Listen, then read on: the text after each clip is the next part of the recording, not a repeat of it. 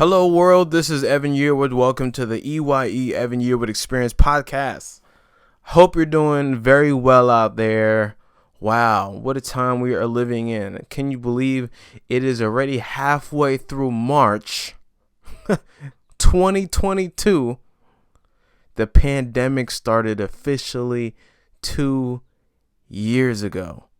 That doesn't even make sense coming out of my lips. 2 years ago, man, I remember it like it was yesterday. I remember looking at the news and looking at what was happening in Italy with the hospitalizations and thinking, oh my God, that's coming here. That was 2 years ago. Oh man, time really does fly. But that's not what I'm going to be talking about in this podcast. What I want to be talking about is the economic climate of the world and how somehow through I don't even know how to describe it. Somehow there's a silver lining in all of it and everything that we've ever. I'm going to try my best to really take out what's in my mind and verbalize it right now. So the economic climate, as you probably have experienced, prices are on the rise. Over the last 18 months, 40% of our current money in supply was created in the last 18 months, 40%. And these increase in prices is obviously a direct correlation to that, because it's not that things are increasing in value so they cost more, as our dollar is decreasing in value, so the purchasing power is now a lot less, hence why everything costs more. It takes more dollars to buy something as simple as gas or meat or wood or any of these things. And I've talked about this in a previous podcast about inflation and how it is going to be affecting us tremendously. I hope we never have to experience hyperinflation, which is when the dollar decreases or any currency decreases in such an exponential amount within a month, kind of like what happened in Weimar Germany. They printed so much money that basically each individual currency was worth nothing. You know, there's a famous example of you could literally fill up a wheelbarrow, a wheel wagon with the marks, the German marks, and that wasn't even enough to buy a loaf of bread. So hopefully we don't see the day where our money hyperinflates to that extent, kind of like what's happening in Venezuela. They don't even use their currency over there in Venezuela anymore because it experienced hyperinflation. So now the US dollar over there is the unofficial currency for Venezuela. But do not be fooled. The US dollar is on the way out. And if you haven't been paying attention, I mean, we could have predicted this from 1971 when Richard Nixon took the dollar off of the gold standard. So we're going to be going and doing somewhat of a historical reference to where we are now.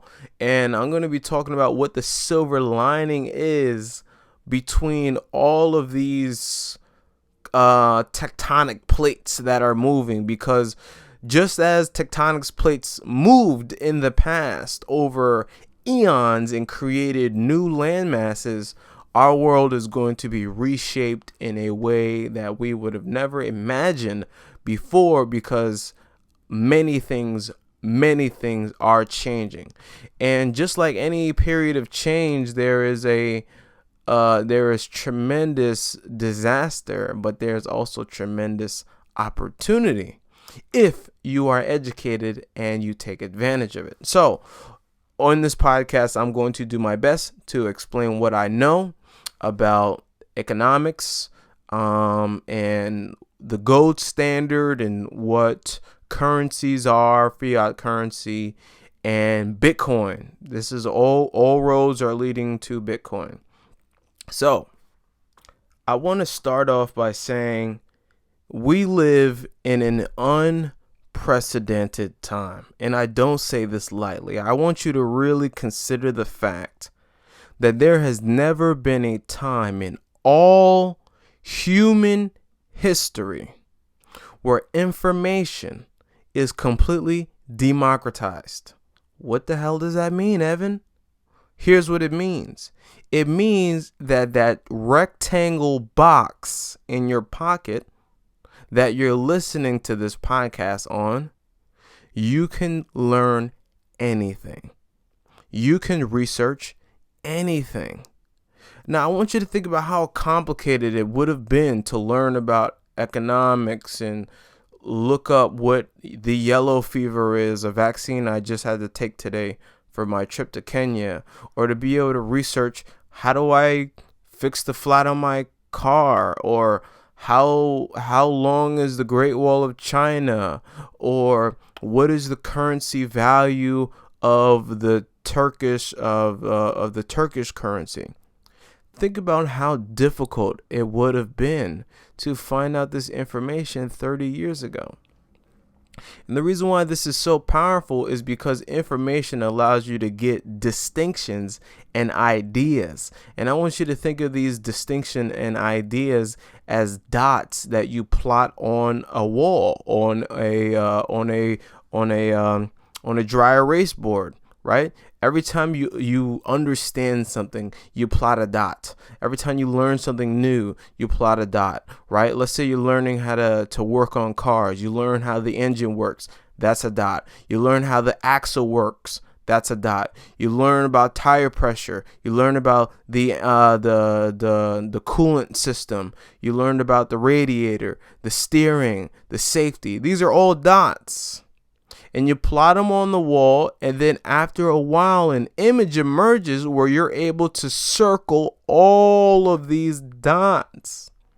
Before, it would take a tremendous amount of time and effort to get all of this information. You would have to go to a library that has the books that you are looking for. And if they do have the books, it might not be specifically specialized to what you're looking for. So it's better to go find somebody that already knows what you want to learn, right? You need to go find a professional. You need to go find a master. Or maybe you go to a school that teaches you all this stuff, right? But some information is not, you can't really teach, right? Some information for example, keeping up with the value of a currency overseas. It's not something that you just learn in the school and then it never changes. That's an ever-changing fact. But I can simply look on my phone and then monitor the currency that they're using over there in Kazakhstan. Now, don't overlook this. Don't overlook the fact that you can access millions upon millions upon millions of books that you can listen anywhere that fits in your phone, right? And as we're seeing, technology is progressing at an exponentially faster rate because information has been democratized. What does democratized means? It means it has been equally available. That's what democratized means, if I'm not mistaken. If I am, give me a comment. Whatever. I'll figure out what it really means. But yes, this is tremendously important. So because of that fact, I've definitely taken so much advantage of this, and it pains me when people don't. But hey, people do what people do. The economics. When I was young, my brother introduced me to this documentary. It's called Zeitgeist. Now, this is a very, very impactful documentary that was released maybe 15 years ago, and it created an entire movement that you might remember called Occupy Wall Street, where the 99%ers were fed up with the 1%ers. And it impacted me at a young age. I must have been like 12 or 13 or whatever. It talked about religion, economics, the government, and it seemed like a very huge conspiracy theory. But just as any good conspiracy theory, they're always founded in some level of truth, right? So I wasn't radicalized by that documentary like some people I know, but I did take away some very important things like the Federal Reserve, which creates money out of thin air. Now, I'm going to talk about this for a little bit because this is very important to understand why you need to learn about Bitcoin. You need to get educated about what Bitcoin is, because the reason why this quote has never gone out of existence is because it's true. People who don't study history are doomed to repeat it. So if you don't understand what happened before, you won't understand what's happening now, and you won't understand why Bitcoin is going to be the new global currency. Everybody is going to be using Bitcoin. Bitcoin is going to be the tender meaning currency, the tender that is a wide cross, available a wide cross. Even El Salvador has declared Bitcoin as their official legal tender. Bitcoin is the official currency of El Salvador. So let's talk about the Federal Reserve. In 1971, Richard Nixon took the dollar off of the gold standard. Before 1971, you used to be able to take your currency, take your dollars, go to a bank and exchange your dollar for actual gold. And the reason why you're able to do that is because in the past, gold was the official currency of the world. Gold was the metal that out of all other types of currencies we've ever had, and we've had quite a few, right? In Africa, we use glass beads. In some places we use shells. In some places in Asia, they use rye stones, these huge stones, and they were used as currency. And some places many places we use salt. Salt was a great currency because it was forever divisible. You can measure it, right? This is why we still have the phrases, a person that's worth their salt, right? Somebody that's worth their salt, meaning they're worth their amount of money. Even the word salary, sal in salary comes from salt because we used to use salt as a currency. But out of all these currencies that we've had all over the world, gold was the one that never fluctuated in a tremendous way, like any of these other currencies. So we've always used gold. Gold has been the standard.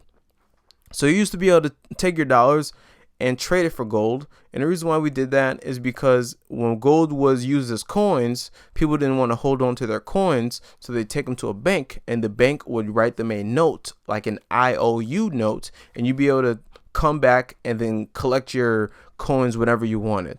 But people realized that, wow, I can just trade these pieces of paper because they're just as good as gold. Are you following me so far? So when Richard Nixon took the dollar off of the gold standard, from 1971 until now, our dollar has lost over 90% of its value. And the reason why is because the gold was kind of like an anchor that was holding the value of the dollar. Imagine there's a pirate ship in the water, and whenever it wants to stop moving, it drops its anchor. Gold was the anchor that held the value of the dollar in place. So once we release that anchor, now this boat can float and go anywhere, right? Because it's not anchored properly. And that's exactly what happened to the dollar. Because they started printing money that becomes more abundant, it loses value. And that's why we've lost over 90% value. So a major point in having a currency not hyperinflate or inflate is removing control over who is able to create that currency, create more of that currency. Gold was one of the best currencies that allowed people to not be able to do that. But we've even had experiences where emperors would shave the coins that they would create for the people, right? Every coin would be 3.5 ounces, and then they'd start shaving it, and then it maybe be 3.2 ounces and 3 ounces, and then that was how they would create currencies. I mean, that's how they would hyperinflate currencies, because they would remove the gold from the actual gold coins that they would give to people. Another example is in Africa when they use glass beads. The type of glass that they used was extremely rare, so it served as a great currency because you can't just make these out of thin air. The amounts of new beads that come in a supply are it was very unlikely that a lot will come at once. But when the Europeans got to Africa and they found out that the Africans are using glass beads as their currency, they had a plethora of glass beads back in Europe. So when they came back the next time, they filled up their ships with glass and made it into currency. And they used these glass beads to buy a lot of value and resources from the Africans. And they brought this influx of glass beads where they're not worth as much anymore, because the more that you have of anything, the less worth that it has. So the dollar lost value because they keep printing money out of thin air. In the example of those glass beads in Africa, they lost tremendous value because the Europeans brought all of this influx of glass from where they're from, so that no longer served as a proper currency. The common thread between all of these currencies is that somebody was able to artificially increase the supply. Okay?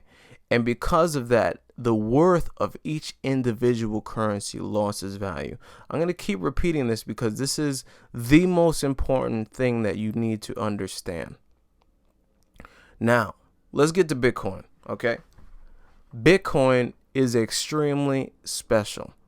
I understand that it has a reputation that it's used by cyber criminals to buy drugs or whatever, but that argument really falls flat because criminals use whatever currency they can use to buy drugs, right? If you compare what criminals have done with the American dollar to buy drugs and buy weapons, it's not the dollar, right? It's the criminals. So you can't blame the currency for what the people are doing. So don't mistake that people are saying, oh, it's commonly used by Bitcoin, right? When you hear that on the news, they're doing that purposefully. They purposefully want to deter you away from Bitcoin because they understand that Bitcoin is not something that they can control, right? And when you understand that the Federal Reserve has no interest at all in having Bitcoin the worldwide tender, you realize how deep the rabbit hole goes, right? And how nefarious their propaganda is. So the Federal Reserve has no interest in Bitcoin becoming legal tender because there's no way that they can control it. And if you understand how Bitcoin works, it's very simple. It's just like the internet, right? The internet basically explained, if I have a computer here in my room and then there's another computer here in the other room, those computers can be connected. That connection is called a network. So I can send a message from this computer in my room to another computer in another room, right? And the more computers that are connected to the network, the bigger the network is. So the internet is the integration of networks. Are you following me so far?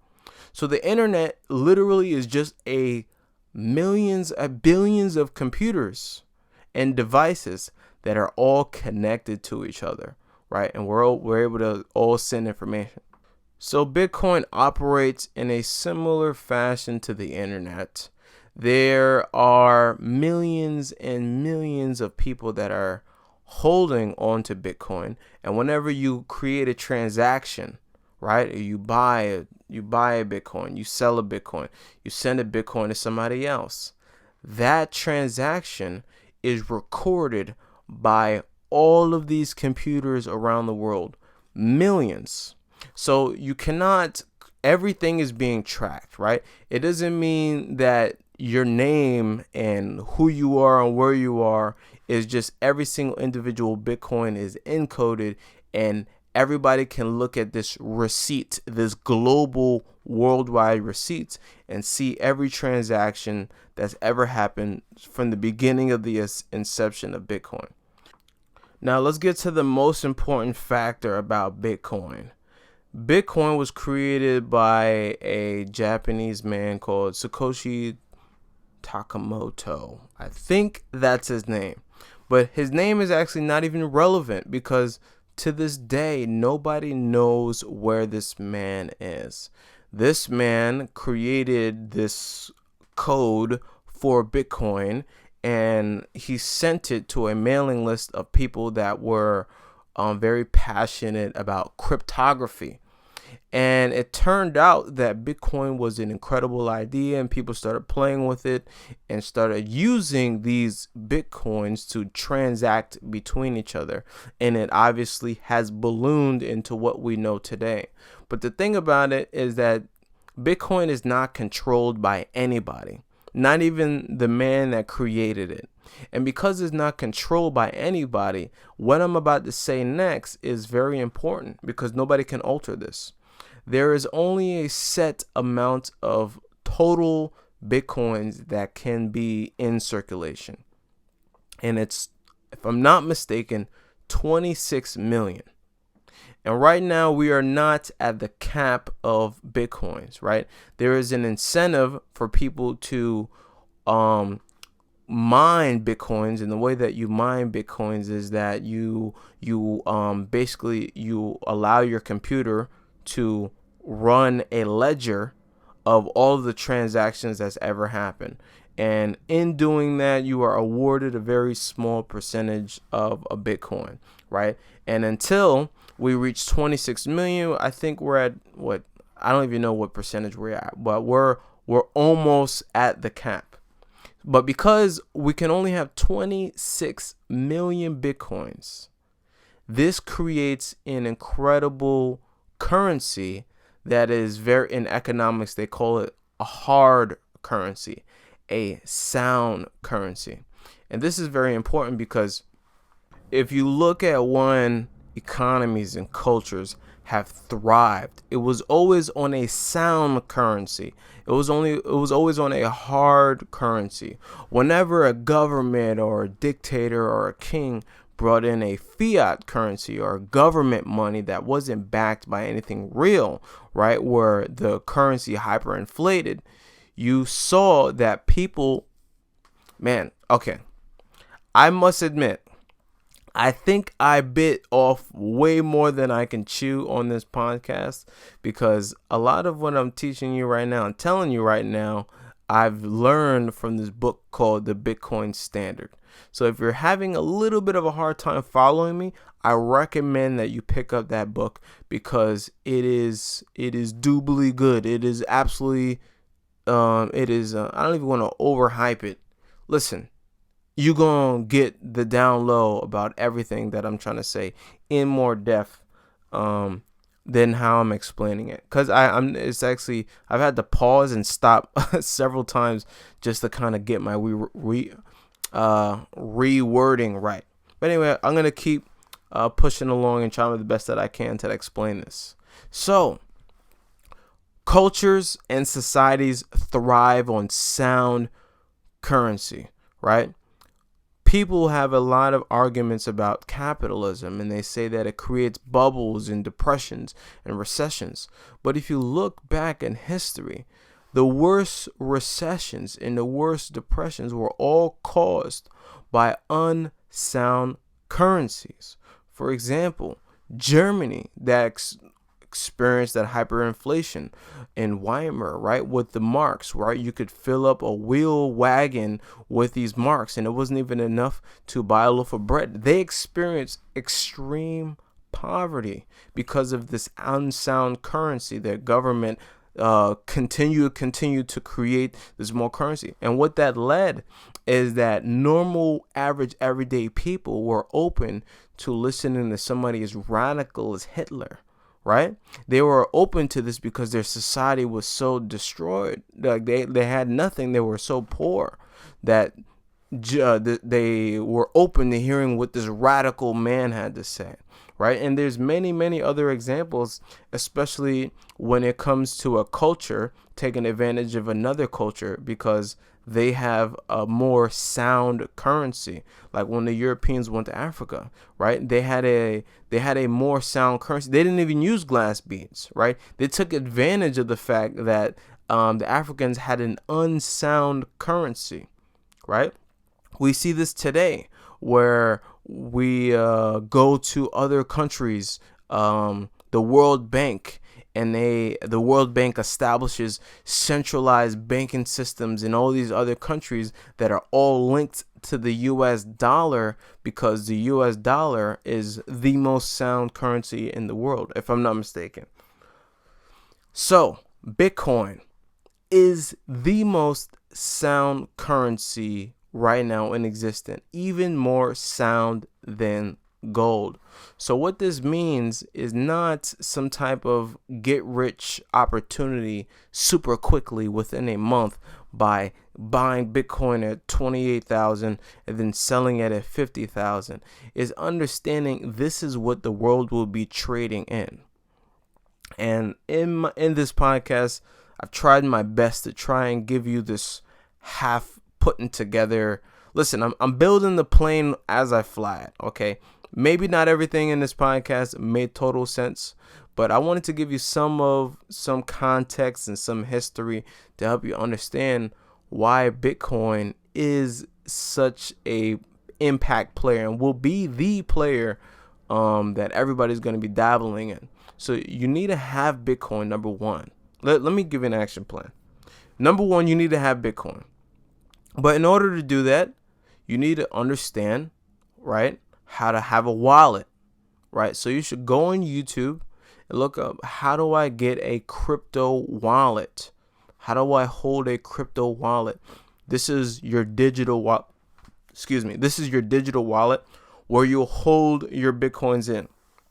And what I personally plan on doing is just holding a reserve of Bitcoin. So every single $100 I make, I'll take $2 of every 100 and I'll buy some Bitcoin. I don't care what the price is because I know over time it'll completely outcompete every other currency. Because if you look at this, everything is not that, all the currencies in the world are not tied to anything. Switzerland was the last country in the world to release their currency off of the gold standard.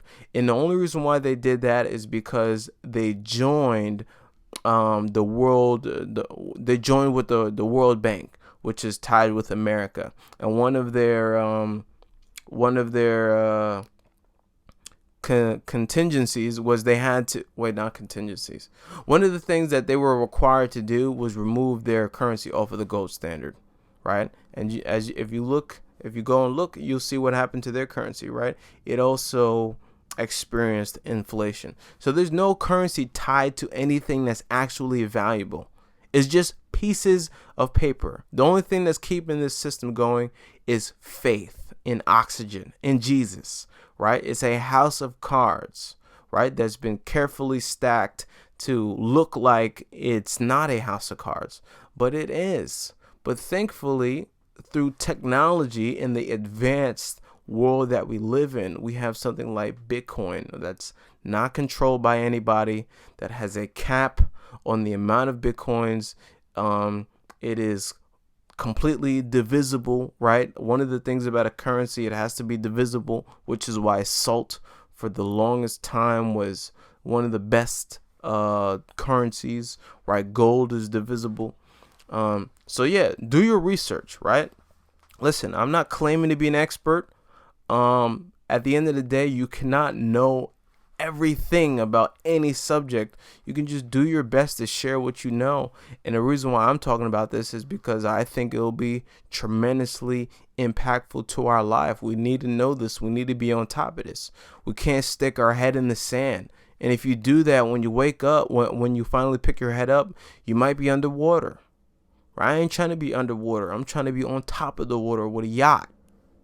You know what I'm saying? I'm trying to be able to go wherever I want. I'm trying to be able to learn 7, 10 different languages, you know?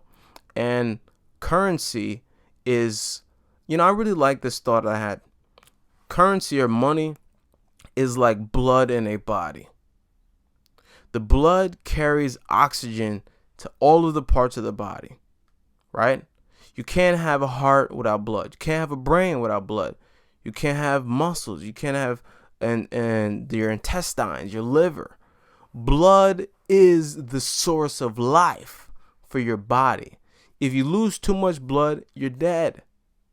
So it's the same thing with money. Money is the blood of our society. And if you don't understand what's happening, then it's almost like saying, I don't really care if I get, leukemia. I don't really care if I lose blood or whatever. I don't care what happens to the blood in my body. You need to know this stuff because it's going to affect, if not you, your family, your children, your way of life. Things are happening. Things are changing fast. So I would say go get the book, The Bitcoin Standard. I've been listening to the audio book on Audible.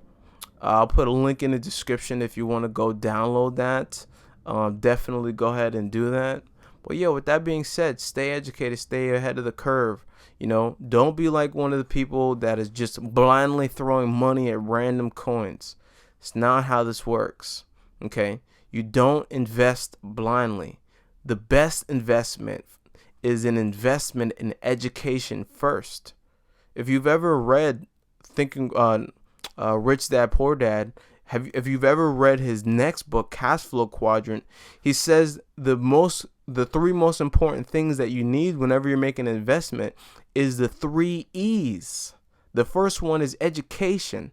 The second one is experience. And then the third one is excessive cash.